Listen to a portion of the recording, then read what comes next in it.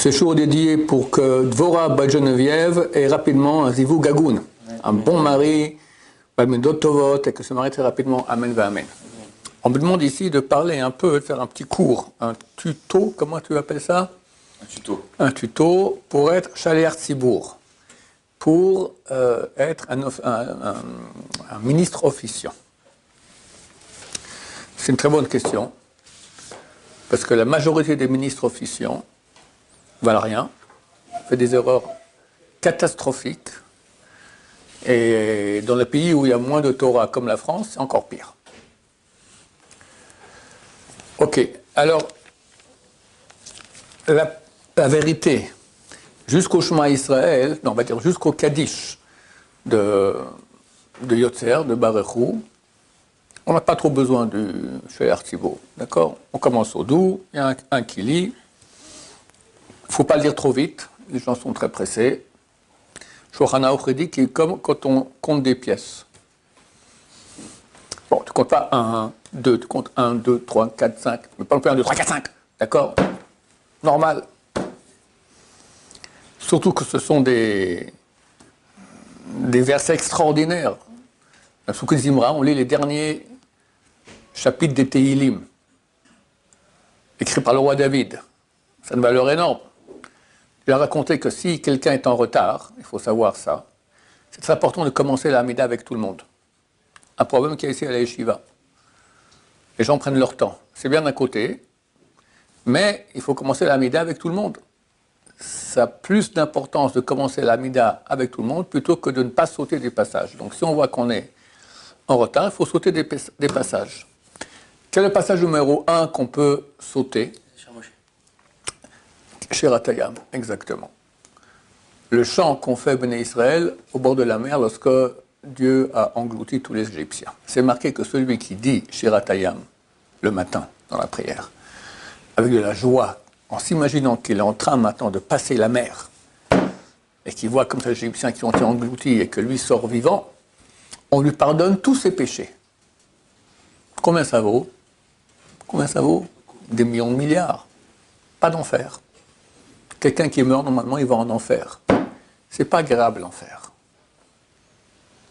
Il y a 7 étages dans l'enfer. Le premier, là-bas, le feu est 60 fois plus vif, plus chaud qu'ici. Donc, deuxième étage, c'est 60 fois plus que le premier étage. Troisième, 60 fois plus que le deuxième étage. Comme ça, vous faites le calcul sur 7 puissance. Ça fait 60 puissance 7, je ne sais pas combien ça fait beaucoup, beaucoup. Quelqu'un qui, le matin, il dit Shiratayam avec joie, on leur pardonne tous ses péchés. Donc, il y a de quoi danser jour et nuit. Et pourtant, c'est le passage numéro 1 qu'on va sauter. Donc, combien ça vaut le reste? Combien ça vaut de se lever 5 minutes plus tôt et commencer à lire? J'ai un élève que vous connaissez, je ne vais pas le dire, il m'a dit, je ne peux pas prier avec le public, c'est très difficile parce que j'ai un bonheur énorme à lire Psuké des Imra. C'est tellement beau. Et les gens font... Tu ne peux pas louer Dieu en fonçant. Donc, il faut se lever plus tôt, ce qui est très dur. Ok. Première chose, Kaddish. Dans le Kaddish, ainsi que dans la Hamida, la Chazara, et seulement dans ces deux endroits-là, il faut laisser le temps au public de répondre Amen. Si dans la Hamida, et c'est très très très courant, le Shar Tzibour dit Baruch ata Hashem, Magen Avraham, Ata Gibor Elohim Hashem, alors on n'a pas le droit de répondre Amen à sa bracha. Il n'a pas laissé le temps de répondre Amen. Et si on ne répond pas Amen à sa bracha, c'est une bracha, les batala, bénédiction en vain, c'est le troisième des 10 commandements. Tu ne prononceras pas mon nom en vain, que la terre a tremblé 400 lieues quand Dieu a dit cette parole-là. Tout ça parce qu'il n'a pas laissé le temps. Même s'il laisse du temps, mais insuffisant. Baruch ata Hashem Magen Avraham, ata Gibor Elohim Hashem. J'ai laissé un temps, mais c'est trop petit pour répondre Amen. Eh bien, ce cher Tzibour, c'est un criminel qui fait faire, lui, il fait 19 bénédictions en vain, même si une seule fois il a fait ça. Parce qu'une fois il a fait ça, c'est fini, c'est raté. S'il n'y a pas 9 personnes qui répondent Amen à la bracha qu'il a fait, en sachant à quelle bracha ils répondent Amen, sa bracha est une bracha les batala. bénédiction en vain. Maintenant, vu qu'il n'a pas laissé le temps de répondre Amen, même s'ils ont répondu Amen, ce Amen n'est pas valable. Et dès lors, on n'a pas répondu Amen comme il faut à sa bénédiction. Donc il a fait une bénédiction en vain. Même s'il fait après, il fait les 18 autres. Les 18 autres bénédictions, il les fait parfait. Mon cher ami, il n'y a pas 18 bénédictions, il y en a 19. La première, tu l'as ratée, tout le reste, c'est fichu. Qu'il a raté la première, qu'il a raté la deuxième, qu'il a raté la huitième, qu'il a raté la dernière, d'accord? On ne pourra pas les refaire. On ne peut pas refaire une bénédiction. Bénédiction qu'on a ratée, c'est raté. Donc c'est super important que quand il finit la bracha, il laisse le temps de répondre Amen. Cela est écrit clairement, vous pouvez voir dans Mishnah Berurah Siman 124, il en parle, et il hurle là-dessus, parce que c'est vrai que c'est un problème très très répandu. Ce problème, il est répandu, moi j'ai vu, moi j'ai pris dans des synagogues orthodoxes, des gens noirs orthodoxes qui sont censés savoir, c'est très courant aussi. Dans le Kaddish, même chose. Dans le Kaddish, alors il n'y a pas de problème de dire une bénédiction en vain, mais dans le Kaddish, il faut répondre, il faut laisser le temps au public de répondre Amen. Donc tu dis Tkadal vit Kadash, Shemei Rabba, tu attends qu'on réponde Amen. Balma divra chirute, etc., etc. Laissez le temps de répondre Amen. Ok, faire attention à cela. It gadal veit kadash. Dans it gadal, il y a un G, un G. Et dans it kadash, il y a un Q. Et pas it kadal veit gadash. Que les gens font le contraire. Bien faire, ou bien des fois it kadash, it kadal veit kadash. Tu as fait les deux avec un Q. Ou it gadal veit gadash, les deux avec un G. D'accord? It kadash veit gadal.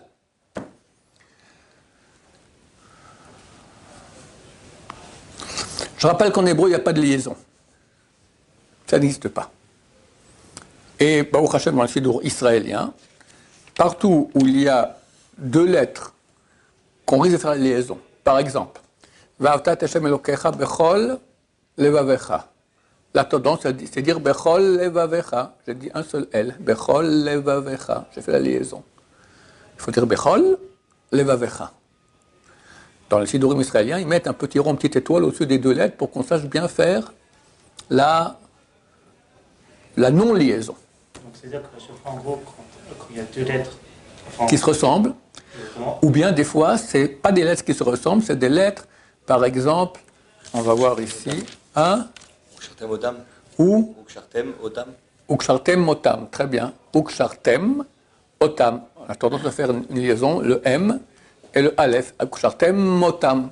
Donc c'est-à-dire qu'à chaque fois, il faut marquer un petit temps pour... Exactement, Ukshartem Otam.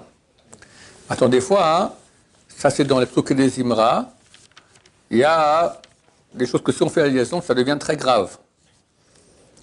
Shabri, Yerushalayim, et Hashem.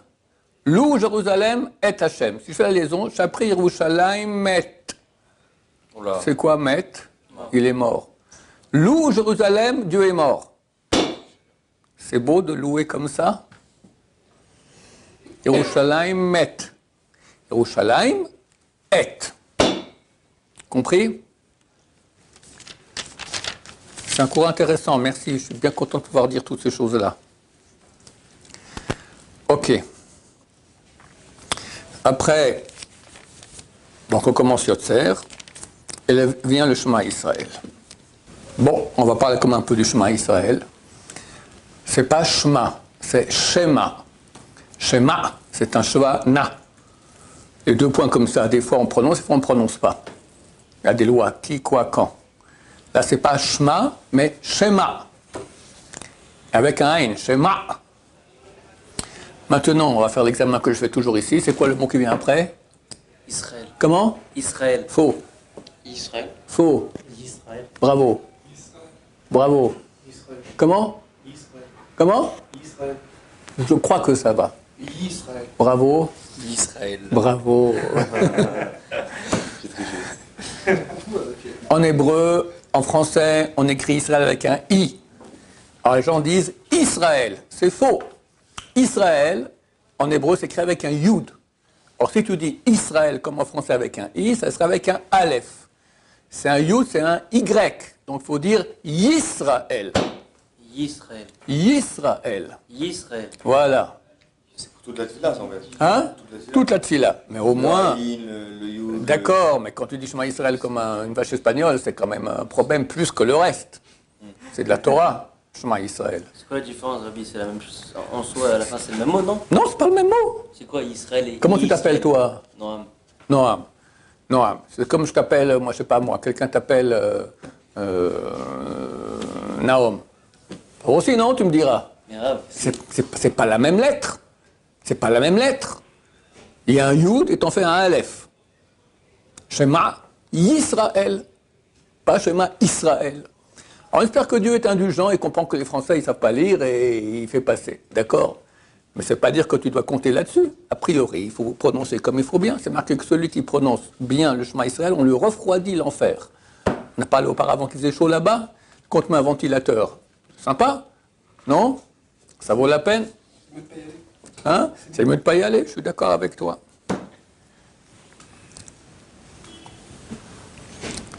Bon, un bon chartibour, il doit savoir lire comme il faut bien. Des fois, c'est un shvana, des fois, c'est un shvanach. Par exemple, Bechol, pas levavcha. Bechol, levavecha. Pas levavcha, levavecha. Pas levavecha non plus. Un shva na qu'on entend, alors c'est la moitié d'un tséré. Levavecha, c'est faux. Mais levavecha. Levavecha. Et pas levavcha. Ensuite, il y a des arrêts qu'il ne faut pas faire. Ve'avta. Ça, il faut en parler de ve'avta. Comment tu dis? Attendez, une seconde. Le premier mot. Ve'afta. Ve, Ve'afta. pas mal. Ve'afta. Pas mal. Bien. Ok. Il y a trois syllabes ici. Trois syllabes. Ve, ve'a, hav, ta. Si quelqu'un dit, il fait l'accent tonique sur la deuxième syllabe. Ve'a, havta, ve'a, havta, ve'a, havta. D'accord? Signifie, c'est un passé. Tu as aimé l'Éternel ton Dieu. Or, le texte il dit, tu aimeras. Donc, on met l'accent sur la première syllabe et la dernière, et surtout pas sur la deuxième. Ve'a, havta. D'accord? Bechol, levavecha, pas faire la liaison entre Bechol et levavecha, levavecha, etc. Après, on a au Bechol levavchem. Levavchem, c'est un shva nach, on ne l'entend pas, c'est pas levavchem. Levavchem. Ok? Bon, etc. Il faut bien prononcer le Ain de Nishba. Leman yirbu mechem v'benechem al adama shar nishba Hashem avotechem.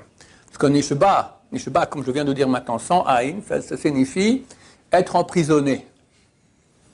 Donc, afin que se multiplient les jours et les jours de vos enfants dans la terre que Dieu a été emprisonné. Il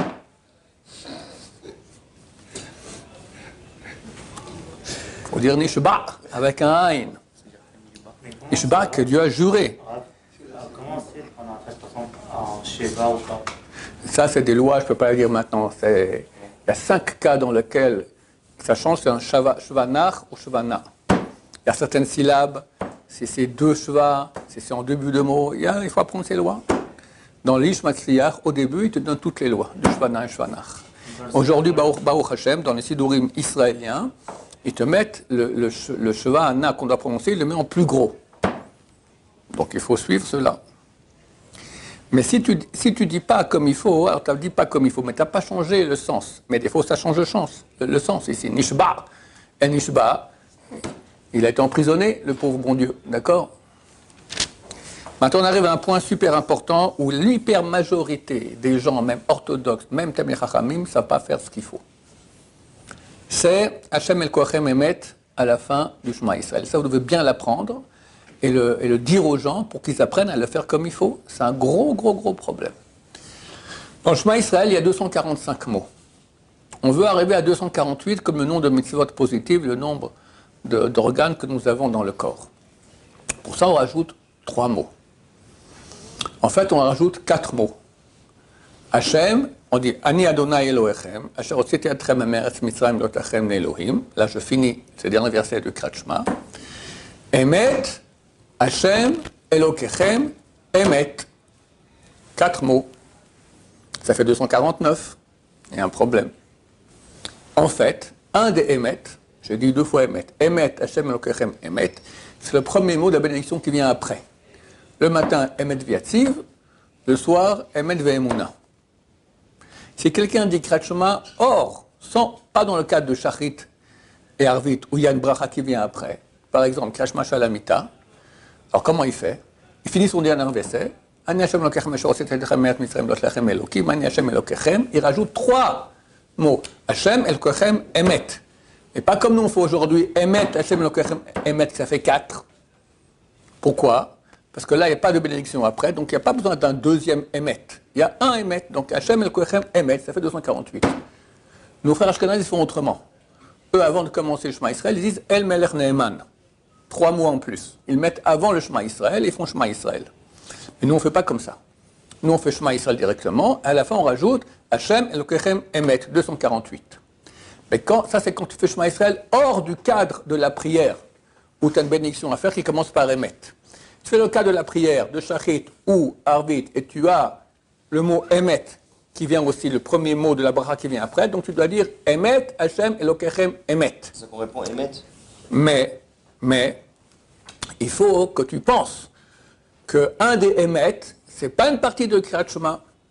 Parce que si tu penses que les 2 Emet font partie de Kriyat Shema, tu as fait 249 mots. C'est pas ce qu'il faut, 248. Donc il faut que tu penses qu'un des Emet, c'est le premier mot de la bénédiction qui vient après. Lequel? Divergence d'opinion. Il y en a qui disent que c'est le premier Emet. On dit le premier Emet, c'est le premier mot de la bénédiction qui vient après. Après on revient, on dit encore 3 mots du Shema Israël, et après on continue la bénédiction. On fait une sorte de... Pourquoi il dit ça? Parce qu'il dit, si tu dis que c'est les 3 premiers mots de Emet, Hashem, Elokechem, qui sont les 246, 247, 248 du Kriyat Shema, tu dis une phrase qui n'a pas tellement de sens. Emet, Hashem, Elokechem. Le vrai sens, c'est Hashem, Elokechem, Emet. Ça a un sens. Mais dire Emet, Hashem, Elokechem, ça n'a pas tellement de sens.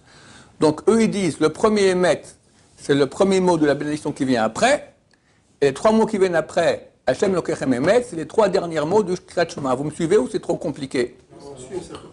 Attends. Il y en a qui disent non. Ils disent, les 3 premiers mots que tu dis, ce sont les 3 derniers mots du Kriyat Shema, Emet, Hashem, Elokechem, et après, quand tu dis Emet, c'est le premier mot de la bénédiction d'après. Chacun choisira comme il veut. Maintenant, le premier Emet, normalement, c'est pas le cher Tzibour le dit, et nous on dit avec lui. C'est-à-dire, si j'ai fini après cher Tzibour, alors c'est moi qui dira Emet, Hashem, Elokechem, Emet, et un des 2 Emet sera le premier mot de la bracha d'après. Si je suis en retard, mais si je finis avec cher Tzibour, ou même avant, alors je m'arrête dans le verset avant. J'attends qu'il arrive là-bas, et après je finis avec lui. Ani Hashem Elokechem Asher hotziti atchem me'eretz Mitzrayim lotachem le'Elohim. Ani Hashem Elokechem. Et là, le cher Tzibour s'arrête, et tout le monde répond Emet en même temps. Et après, le cher Tzibour doit penser rendre quitte, tout le monde se tait. Le cher Tzibour doit penser rendre quitte, tout le public, avec les mots Hashem Elokechem Emet. Donc il doit d'abord penser rendre quitte, deuxièmement il doit prononcer bien, pas Hashem Elokechem Emet, qu'on n'entend rien du tout. Hashem Elokechem Emet. Mais c'est-à-dire que le Tzibour après, il n'y a pas besoin de répéter ces mots-là. Non, alors là, si le cher Tzibour, il a pensé rendre quitte le public, et le public a pensé être rendu quitte, ça c'est le top, c'est comme ça qu'il faut faire. Donc je répète comment on fait, après je vais expliquer. On finit avec lui le dernier verset, après tout le monde dit Emet, après cher Tzibour dit Hashem Elokechem Emet, en pensant rendre quitte le Tzibour, et le Tzibour doit penser être rendu quitte par lui. Et après le Tzibour continue, Viatziv Venachon Nakav, il ne va pas répéter Ve'emet, Viatziv Venachon ou Ve'emuna. Il manque un Emet ou chez Tzibour? Cher Tzibour, quand tout le monde répond Emet, il répond aussi lui Emet. Ah ouais? Bien sûr. Le premier Emet, tout le monde répond. Lui et tous. Après, il répète Hashem Elokechem Emet, lui tout seul, ou pense nous rendre quitte. Mon Rav m'a dit que lui, il dit ça tout seul. Parce qu'il est très rare qu'on puisse compter sur un Shahar Tzibour qui sait ce que je viens de vous dire maintenant. Ils font n'importe quoi, et vu que c'est n'importe quoi, on n'est pas rendu quitte. On n'a pas les 248 mots du Kratchma, c'est très très dommage. Donc le top, c'est de le faire tout seul. Si, comme on a ici à la Shiva, il y avait Eliaou, et maintenant il y a Binyamin, je vous dis, c'est les seuls sur qui je compte. Qu'eux, ils savent ça, et le font, on entend bien, c'est bon. Il faut savoir ça. Alors vous serez déléguer maintenant plus la vidéo, que les gens apprennent à rendre quitte comme il faut bien, Shamia Kochem Emet, du public. J'ai pas compris par rapport à la Kavana, ça veut dire que le Shahar Tzibour il dit Emet, Hachem Elokechem, il doit avoir la Kavana du schéma, et le dernier Emet, il doit avoir la Kavana de Regarde, Emouna. il y a la Kavana qu'il a lui, et il y a ce qu'il doit faire maintenant pour le public. Le plus important, c'est pour le public. Il dit Emet avec tout le monde, après il dit Hachem Elokechem Emet en pensant rendre quitte le public. Ouais, 249. C'est tout. Non, parce que le dernier Emet ou le premier Emet, lui va penser que c'est le premier mot de la bracha qui vient après. Ah, donc oui. Comme il veut. Comme il veut. J'ai parlé une fois avec mon rab, un autre rab, je lui ai dit, mais normalement je ne peux pas rendre quitte quelqu'un avec une kavana contraire. Que moi je pense que le premier Emet c'est de la bracha, lui pense que le premier Emet c'est Kratchma. Il m'a dit, ne rends pas le travail trop difficile au public. D'accord, c'est déjà compliqué comme ça. Donc, même si le Shahar Tzibour ne pense pas ce que nous pensons, moi je pense que le premier Emet, c'est le premier de la bracha, lui il pense que c'est un des mots, le numéro 246 du Kratchma. Ça fait rien, ça on laisse. On ne fait pas attention à ça. Lui il pensera comme il veut. Dans les 4 mots, un des deux Emet, le premier de la bracha qui vient d'après, il choisira lequel il veut. Ce qu'il doit faire lui, c'est quand il répond Emet avec tout le monde, et après il doit dire Hachem Elokechem Emet en pensant rendre quitte le public. Ok. Après, on commence. Baruch Ata Hashem, Gaal Israël. Nos frères Ashkenaz, beaucoup disent pas le mot Gaal Israël à haute voix pour pas qu'on soit obligé de répondre à même, parce qu'il ne faut pas faire d'arrêt entre cette bracha et la Amida. Nous, sans problème, on dit Baruch Ata Hashem, Gaal Israël, Hashem Sotat Tiftor, Flagit la terre. Ok, la Chazara. Donc, on attend à Teilot et Lélion, on doit attendre qu'il y ait 10 personnes. Alors. Bien sûr qu'il faut qu'il y ait 10 personnes qui commencent la Hamida. S'il n'y a pas 10 personnes, c'est un problème, ce n'est pas considéré comme une fila Betsibour. Et c'est 10 personnes avec le chaliard ou sans? Avec le chaliard, 10 en tout. 10 personnes commencent en même temps. En même temps. Et qui disent, il ne faut pas qu'il y ait une différence, plus que le temps de dire Shalom Alecha Rabbi. 7 syllabes. C'est très court. Bedi Aval, s'il y a quelques mots qui sont passés, Baruch Ata Gaal Israël, comme ça, en attendant, ils ont commencé, ça va aussi. Mais il faut commencer avec le public, c'est important, ça s'appelle Tfilah Betsibour. Ok? La Chazara. La Chazara, c'est un très, très, très, très gros problème. Nous, ici, à la Yeshiva, dans le règlement, on a mis qu'il est important que le Shahar Tzibour, avant de faire sa Chazara, il dit, je pose la condition, que si jamais il n'y a pas toutes les conditions pour que la Chazara soit bonne, considérée comme une Chazara, que ma prière soit considérée comme une prière d'offrande. Comme ça, si pas toutes les lois que je vais citer maintenant sont respectées, néanmoins, il n'a pas fait une bénédiction en vain, c'est comme s'il fait une prière à lui. Mais cela n'est pas valable Shabbat. Ni Yom Tov. Shabbat, Yom Tov, il n'y a pas de... Tout ce que nous faisons comme prière, ça passe les sacrifices. On ne peut pas amener Shabbat ou Yom Tov sacrifice d'offrande. Sacrifice, on le brûle, on l'égorge. Tu ne peux pas égorger Shabbat ou brûler. Ce que Dieu a ordonné, il y a des sacrifices de Shabbat, on amène. Mais d'autres comme ça, tu as envie tout le coup d'amener un holocauste à Hachem, on ne peut pas amener ça Shabbat. Donc il n'y a pas non plus de prière d'offrande Shabbat. Donc Shabbat, c'est beaucoup plus compliqué. Et là, il faut absolument... Alors je vais expliquer de quoi il s'agit, quels sont les problèmes. Le problème majeur qu'il y a, c'est que, c'est écrit dans le même chapitre du Shulchan Aruch, chapitre 124, que s'il n'y a pas 9 personnes qui répondent Amen au Shahar Tzibour, alors ces bénédictions sont proches d'être des bénédictions en vain. Pourquoi il dit proches? Parce qu'à l'époque, il y en avait qui étaient rendus quittes, ils ne savaient pas lire. Alors ils se mettaient pieds joints à côté du Shahar Tzibour, et Shahar Tzibour, comme la Chazara, il les rendait quittes. Aujourd'hui, ça n'existe plus, ça. Donc pour nous, aujourd'hui, s'il n'y a pas 9 personnes du public qui répondent Amen aux bénédictions du Shahar Tzibour, pour chaque bénédiction, si on va dire à la 12e bénédiction, quelqu'un, hop, il pense à ses vacances à Honolulu. Et même il répond Amen, mais il ne sait pas à quoi il a répondu Amen. Il n'est pas là, il est à Honolulu. C'est un problème. Ou s'il n'a pas répondu Amen du tout, c'est encore pire. Dans ce cas-là, la bénédiction, c'est une bénédiction en vin, et toutes les bénédictions de la Mida sont en vin. Parce que s'il manque une, il manque tout. Mais c'est pas la faute du shayat. Hein? C'est pas la faute du shayat. C'est pas faute du Shabbat Sibour. Mais est-ce que Qu'est-ce qu'on peut faire? Alors, pour qu'il y ait Shabbat Sibour, pour qu'il n'y ait pas de problème de ce genre-là, il dit, si jamais il n'y a pas un qui a répondu, et je te dis, moi, je raconte une histoire. Moi, je priais jusqu'à ce que je devienne vieux et paresseux. Je priais au net. Des dizaines d'années, j'ai prié au net. Dans un minyan de super religieux. Et comme vous savez, je prie lentement.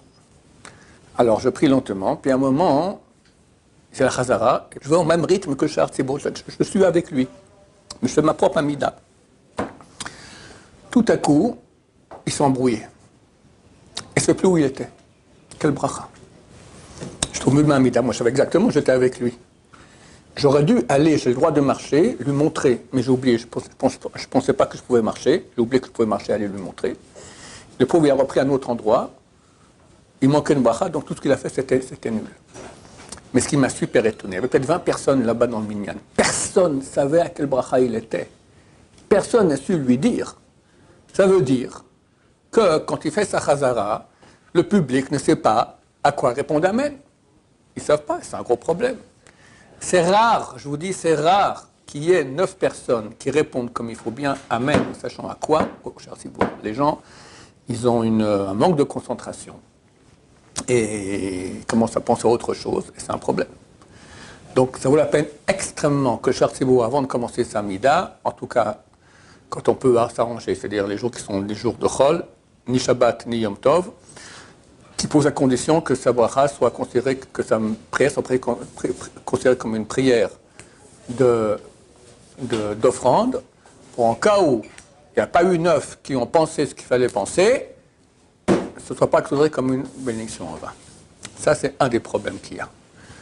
Deuxième problème qu'il y a, celui dont j'ai parlé ce matin, c'est qu'il fait une terminaison longue de la bénédiction, comme le font nos chers frères marocains.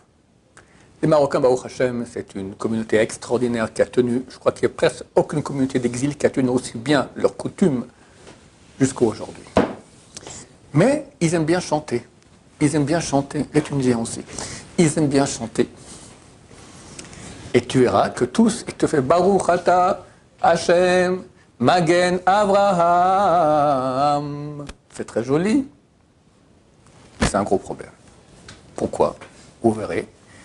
La majorité du public répond Amen avant la fin de la bracha. Donc ils ont répondu Amen à quoi? Magen Avraham. Tu connais toi Avraham? Avraham Avinu. Ça marche pas. Mechayeha metim. Avant qu'il dise le hymne, avant qu'il ait fini, tout le monde a répondu Amen. Ça vaut rien du tout. Et vu qu'il n'y a pas 9 personnes qui ont répondu Amen comme il faut bien, ça bacha bacha le batala, et toute la mida ne vaut plus rien. C'est très très dur. Combien j'en ai eu comme ça que j'aurais dit?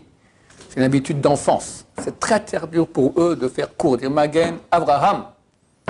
Mechaye, vas-y chante, Mechaye Hametim. Il faut finir vite avant que les gens répondent Amen.